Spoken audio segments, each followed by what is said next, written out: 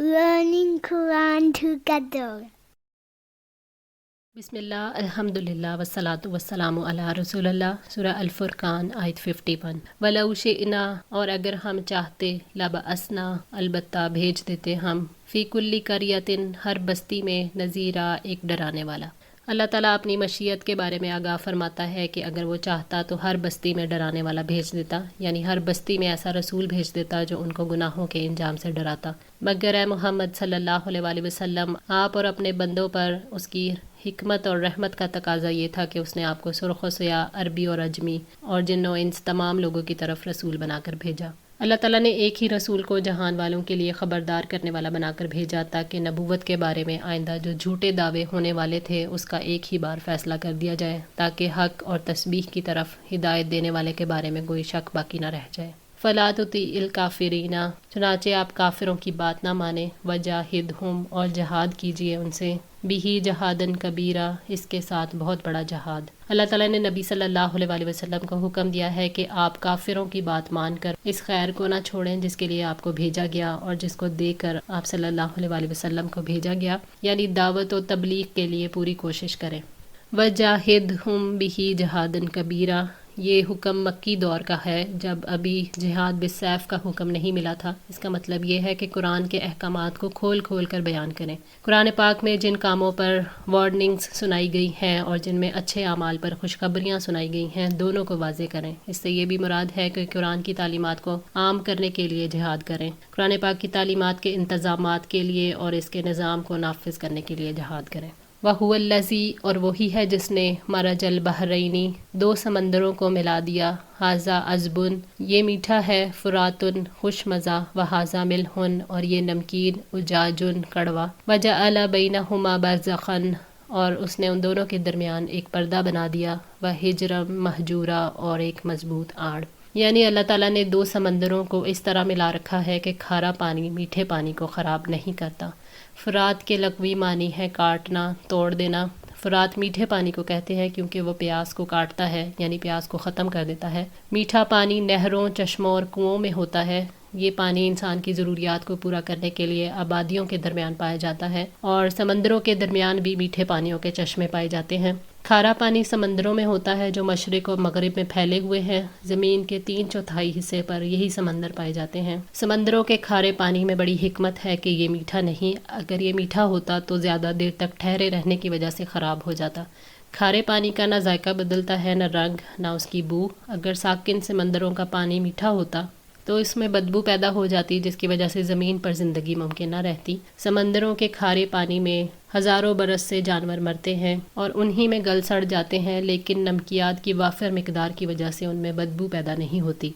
मीठे और खारे पानी के दरमियान अल्लाह ताला ने एक हिजाब रख दिया है जिसकी वजह से ये दोनों आपस में नहीं मिल सकते, यानी एक मजबूत रुकावट है। अल्लाह ताला ने फरमाया, मरजल बहरैनी यल्तक़ियान बैनहुमा बरज़खुन ला यबग़ियान फ़बिअय्यि आलाइ रब्बिकुमा तुकज़्ज़िबान।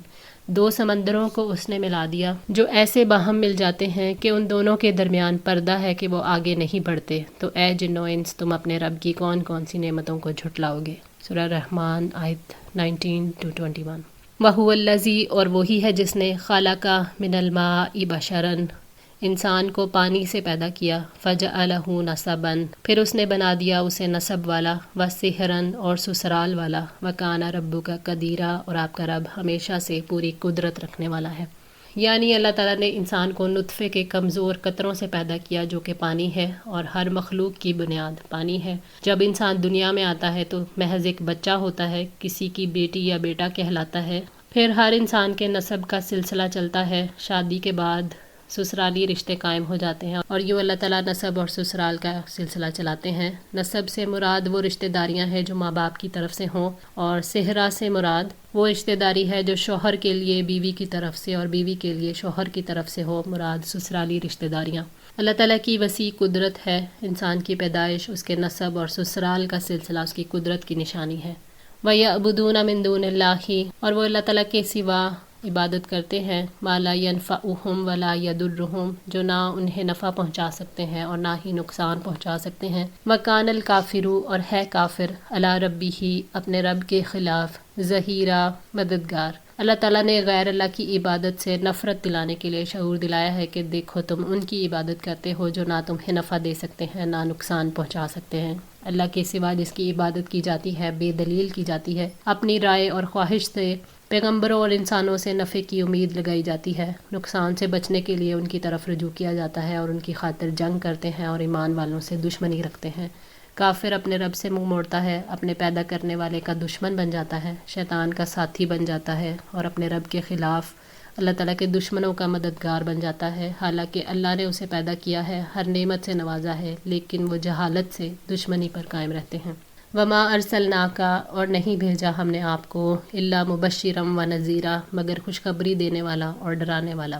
اللہ تعالیٰ نے نبی صلی اللہ علیہ وسلم کو نیک اعمال پر اطاعت کرنے والوں کے لیے خوشخبری دینے والا بنا کر بھیجا ہے اور نافرمانوں کو برے اعمال سے ڈرانے والا بنا کر بھیجا ہے۔ نبی کا کام پہنچا دینا ہے، منوانا نہیں ہے۔ عبداللہ بن عمر بن عاص رضی اللہ تعالیٰ عنہ نے بیان کیا کہ یہ آیت جو قرآن میں ہے، اے نبی بے شک ہم نے آپ کو گواہی دینے والا اور ڈرانے والا بنا کر بھیجا ہے، تو نبی صلی اللہ علیہ وسلم کے متعلق یہی اللہ تعالیٰ نے تورات میں بھی فرمایا تھا، اے نبی بے شک ہم نے آپ کو گواہی دینے والا اور بشارت دینے والا اور ان پڑھوں کی حفاظت کرنے والا بنا کر بھیجا ہے۔ آپ میرے بندے ہیں اور رسول ہیں، میں نے آپ کا نام متوکل رکھا، آپ نہ بدخو ہیں نہ سخت دل اور نہ بازاروں میں شور کرنے والے، اور نہ وہ برائی کا بدلہ برائی سے دیں گے بلکہ معافی اور درگزر سے کام لیں گے، اور اللہ تعالیٰ ان کی روح اس وقت تک قبض نہیں کرے گا جب تک کہ وہ کج قوم کو سیدھا نہ کر لیں، یعنی جب تک وہ ان سے لا الہ الا اللہ کا اقرار نہ کرا لیں۔ پس اس کلمہ توحید کے ذریعے وہ اندھی آنکھوں کو اور بہرے کانوں کو اور پردہ پڑے ہوئے دلوں کو کھول دیں گے۔ صحیح بخاری 4838۔ کل ما اسألکم، کہہ دیجئے نہیں میں مانگتا تم سے، علیہ من اجرن، اس پر کوئی اجر، الا من شاء، مگر یہ کہ جو چاہے، ان یتخذ الی ربہ سبیلا، اپنے رب کی طرف راستہ اختیار کر لے۔ اللہ تعالیٰ نے نبی صلی اللہ علیہ وسلم کو حکم دیا کہ آپ کہہ دیں میں تم سے دعوت و تبلیغ کے کام کے لیے کوئی اجر نہیں مانگتا، میں تو صرف اللہ کی رضا کے لیے اس کا پیغام پہنچا رہا ہوں، سوائے اس شخص کے جو اپنے رب کا راستہ اختیار کرنا چاہے اور جو روشنی میں لے کر آیا ہوں اس کی روشنی میں اس راستے پر چل پڑے۔ وتوکل، اور توکل کیجئے، علی الحی، ہمیشہ زندہ رہنے والے پر، الذی لا یموت، جسے موت نہیں آئے گی، وسبح بحمدہ، اور آپ اس کی حمد کے ساتھ تسبیح کریں، وکفا، اور کافی ہے، بہ بذنوب عبادہ، وہ اپنے بندوں کے گناہوں کی، خبیرہ، خوب خبر رکھنے والا۔ یعنی اپنے تمام معاملات میں اللہ تعالیٰ پر بھروسہ رکھیں جو ہمیشہ سے زندہ ہے، جس کو کبھی موت نہیں آئے گی۔ اللہ تعالیٰ نے دعوت کے لیے، صبر کرنے اور مدد مانگنے کے لیے تسبیح کا حکم دیا ہے کہ گھبراؤ تو اسی کی طرف دوڑو، وہ کائنات کا منتظم ہے۔ اللہ تعالیٰ اپنے بندوں کے گناہوں سے خبردار رہنے کے لیے کافی ہے، وہ گناہوں کا حساب لے گا اور عذاب دے گا۔ نہ آپ کے ذمہ ہدایت کی ذمہ داری ہے نہ اعمال کی حفاظت کی، یہ معاملات اللہ تعالیٰ کے اختیار میں ہیں۔ الذی خلق السماوات والارض، جس نے آسمانوں کو اور زمین کو پیدا کیا، وما بینہما، اور ان کے درمیان کو، فی ستۃ ایام، 6 دنوں میں، ثم استوی علی العرش، پھر عرش پر بلند ہوا، الرحمن، جو رحمان ہے، فاسأل بہ خبیرا، پس پوچھئے اس کے بارے میں کسی پوری خبر رکھنے والے سے۔ اللہ تعالیٰ وہ ہے جو ہر چیز کا خالق ہے، بادشاہ ہے، ساری کائنات پر غلبہ اور اقتدار رکھنے والا ہے۔ اس نے 6 دن میں 7 آسمان اور 7 زمینیں پیدا فرما دی، پھر وہ عرش پر مستوی ہوا جو ساری مخلوقات کے لیے چھت ہے، وسیع اور انتہا درجے کا حسن رکھنے والا ہے، جو رحمان ہے، جس کی رحمت نے سارے جہان کو گھیرے میں لے رکھا ہے۔ اس آیت سے ثابت ہوتا ہے کہ اللہ تعالیٰ نے تمام مخلوقات کو پیدا کیا، وہ ان کے تمام ظاہر و باطن کی اطلاع رکھتا ہے، وہ عرش کے اوپر مستوی اور تمام مخلوق سے جدا ہے۔ فاسأل بہ خبیرا، یعنی اللہ تعالیٰ کے بارے میں کسی خبر رکھنے والے ہی سے پوچھنا چاہیے۔ اللہ تعالیٰ کے بارے میں محمد صلی اللہ علیہ وسلم سے بڑھ کر کوئی علم والا نہیں۔ وَإِذَا قِيلَ لَهُمُ اسْجُدُوا لِلرَّحْمَنِ، اور جب ان سے کہا جاتا ہے رحمان کو سجدہ کرو، قَالُوا وَمَا الرَّحْمَنُ، تو کہتے ہیں کہ رحمان کیا ہے، أَنَسْجُدُ، کیا ہم سجدہ کریں، لِمَا تَأْمُرُونَ، اسے جو تم حکم دیتے ہو ہمیں، وَزَادَهُمْ نُفُورًا، اور اس نے زیادہ کر دیا انہیں نفرت میں۔ یعنی جب وسیع رحمت والے کے لیے سجدے کا حکم دیا جائے گا کہ اس نے نعمتوں سے نوازا ہے، مصیبتوں کو دور کیا ہے، تو انکار کرنے والے کہتے ہیں کہ ہم تو رحمان کو نہیں جانتے۔ وہ اللہ تعالیٰ کے عظیم نام الرحمن سے بدکتے تھے، تسلیم نہیں کرتے تھے۔ صلح حدیبیہ کے موقع پر جب نبی صلی اللہ علیہ وآلہ وسلم نے حضرت علی رضی اللہ تعالیٰ عنہ کو معاہدہ لکھتے وقت بسم اللہ لکھنے کا حکم دیا تو مشرکوں نے کہا ہم رحمان رحیم کو نہیں جانتے، پہلے کی طرح لکھو بسمک اللہ۔ اسی لیے اللہ تعالیٰ نے فرمایا قُلِ ادْعُوا اللَّهَ أَوِ ادْعُوا الرَّحْمَنَ أَيَّمَّا تَدْعُوا فَلَهُ الْأَسْمَاءُ الْحُسْنَى۔ آپ کہہ دیں کہ اللہ کہہ کر پکارو یا رحمان کہہ کر پکارو، جس سے بھی تم پکارو سب اچھے نام اسی کے ہیں۔ سورہ بنی اسرائیل 110۔ اَنَسْجُدُوا لِمَا تَأْمُرُونَ، یعنی کہ ہم آپ صلی اللہ علیہ وآلہ وسلم کے حکم دینے سے رحمان کو سجدہ کر لیں۔ اس بات سے ان کی نفرت اور بیزاری میں اور اضافہ ہوا۔ نفرت میں اضافے کا سبب تو انسان کے اندر ہوتا ہے۔ اندر اگر تکبر ہو، سرکشی ہو یا تقلید، باہر سے کسی اور شخص کو اس کا الزام دیا جاتا ہے، جیسے مشرکین نے نبی صلی اللہ علیہ وآلہ وسلم کے بارے میں کہا کہ اس کو سجدہ کیسے کر سکتے ہیں جس کی تم ہمیں دعوت دیتے ہو۔